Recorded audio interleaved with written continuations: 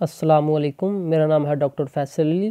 آج ہم بات کریں گے بچوں کی دیکھ بھال کے بارے میں۔ کون سی ایسی چیزیں ہیں جو ہم میں غلط راج کر رہی ہیں اور بچوں کی پرورش کس طرح کرنی ہے۔ اگر آپ بچوں کی پرورش ہی ٹھیک طریقے سے ہوگی تو میں امید کرتا ہوں کہ بچے ہمارے بہت ہی کم بیمار پڑیں گے۔ سب سے پہلے میں آپ کو بتاتا چلوں کہ جن والدینوں نے بچوں کی پرورش کی ہے وہ بخوبی جانتے ہیں کہ انسان کا بچہ ہر قسم کے بچوں سے کمزور ترین ہوتا ہے۔ مرغی کا چوزا پیدا ہوتے ہی کھڑا ہو جاتا ہے اور دانہ چگنے لگتا ہے، لیکن انسانی بچہ 1.5 سال تک کھڑا نہیں ہو سکتا اور نہ بات چیت کرتا ہے۔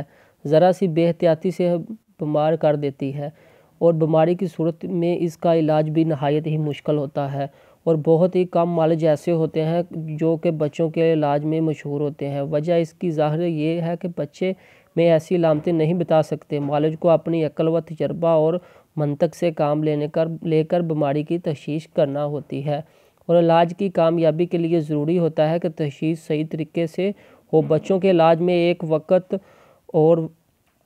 ایک اور دقت بھی یہ ہوتی ہے کہ جن لوگوں پر بچوں کی تیمارداری کی ذمہ داری ہوتی ہے ان کو علم، صحت اور نرسنگ کا تجربہ اور نہ ہی لگاؤ ہوتا ہے، چنانچہ معالج کو بار بار والدین کے لیے ہدایت جاری کرنا پڑتی ہے اور پرہیز بتانا پڑتی ہے۔ نئے شادی شدہ والدین کو بچہ پالنے کا کوئی تجربہ نہیں ہوتا، اس لیے انہیں جو کوئی بھی جیسے بتا دے وہ ویسے ہی کر گزرتے ہیں، چنانچہ بچے کو نقصان ہی ہو جائے۔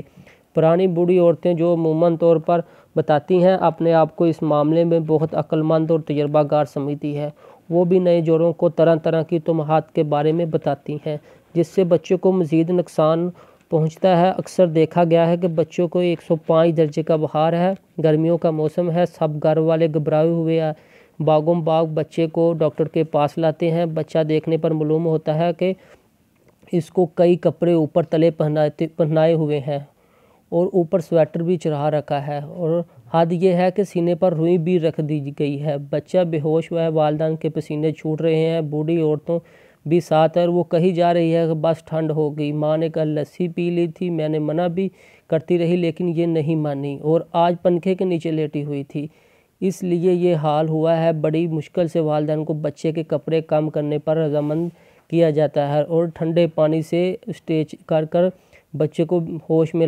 آتا ہے۔ یہ دیکھ کر بوڑھی عورت حیران و پریشان رہ جاتی ہے۔ ان باتوں سے ظاہر ہوتا ہے کہ ہمارے عوام میں علم و صحت صفر کے برابر ہے۔ بچوں میں بیماری کے خلاف مدافعتی قوت بہت کم ہوتی ہے اور بعض حالتوں میں بالکل ہی نہیں ہوتی، اس لیے بعض بیماریاں جو بڑوں میں آسانی سے ٹھیک ہو جاتی ہیں بچے کو نہایت ہی پریشان کرتی ہے۔ میں مثال بچوں کو دست لگ جائیں تو آسانی سے بہت مشکل سے بند ہوتے ہیں۔ بچوں میں معمولی زکام عموماً بگڑ کر نمونیا کی شکل اختیار کر لیتا ہے اور مہلک ثابت ہوتا ہے۔ بچوں میں بیماری بڑوں کی نسبت تیزی سے بڑھتی ہے۔ اکثر دیکھا گیا ہے کہ صبح بچوں کو زکام کی معمولی شکایت ہوتی ہے اور شام تک نمونیا میں تبدیل ہو گئی اور حالات تشویشناک حد تک خراب۔ اس کی وجہ یہی ہے کہ بعض بچوں میں بیماری کا مقابلہ کرنے کی قوت بالکل نہیں ہوتی۔ ہم نے ایسے بچے بھی دیکھے ہیں جو لگاتار دوائی پیتے پیتے ہی پلتے ہیں، اگر ذرا سی ان کی دوائی بند ہوگی تو انہیں پکھانے لگ گئے اور بخار چڑھ گیا۔ ایسے بچے تقریباً 2 سال تک لگاتار دوائی کھاتے رہتے ہیں۔ بچوں کی صحت کا انحصار ماں باپ کی صحت پر بھی ہوتا ہے۔ جو بیماریاں ماں باپ کو زیادہ ہوتی ہیں وہ بچوں کو بھی زیادہ تنگ کرتی ہے۔ اگر ماں باپ کی صحت کمزور ہوتی ہے تو بچوں کی صحت لازمی خراب ہوتی ہے۔ اس لیے جو ماں باپ چاہتے ہیں کہ ان کے بچے تندرست پیدا ہوں اور صحت مند رہیں وہ اپنی صحت کی طرف بھی توجہ دیا کریں۔ بچوں کو سینے کی تکلیفیں زیادہ ہوا کرتی ہیں اور یہی بچوں کے لیے زیادہ مہلک ثابت ہوتی ہیں۔ بعض بچوں کو دست اور پخانے زیادہ پریشان کرتے ہیں، لیکن دستوں کی زیادہ تر وجہ اوپرا دودھ ہوتا ہے۔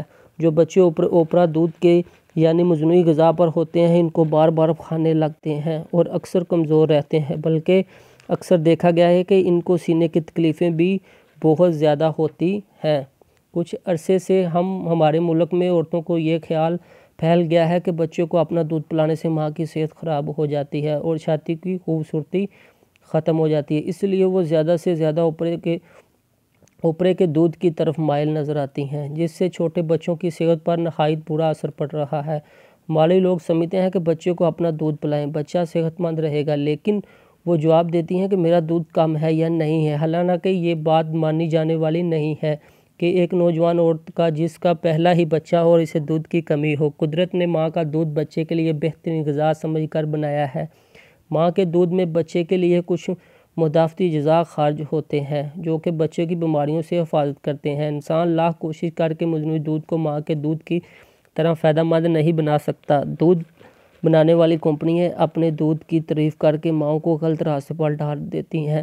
مغرب کی مائیں اب زیادہ تعلیم یافتہ اور سمجھدار ہو گئی ہیں۔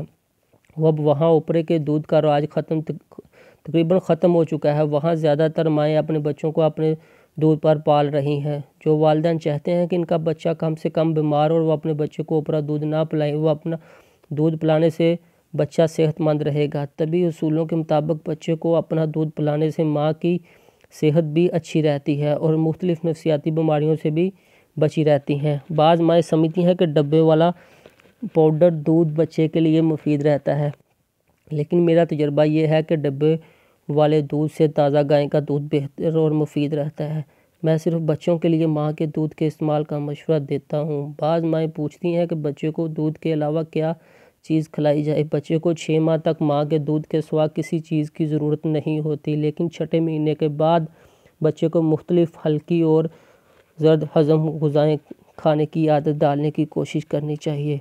مثلاً فرانی کنسرو، ڈبے والی نمکین، چاول، مونگ کی دال، نرم کھچڑی، ہلکے نرم بسکٹ، فروٹ جوس، ہڈیوں یا گوشت کی نمکین یخنی وغیرہ دی جا سکتی ہے، لیکن یہ دیکھ لینا ضروری ہے کہ بچے کا معدہ ان چیزوں کو قبول کر رہا ہے، نہیں تو اس کے علاوہ چائے بھی چھوٹے بچے پی کر خوش ہوتے ہیں۔ ہلکا ابلا ہوا انڈا اگر نمک لگا کر بچے کو کھلایا جائے تو بچہ کھا کر خوش ہوتا ہے۔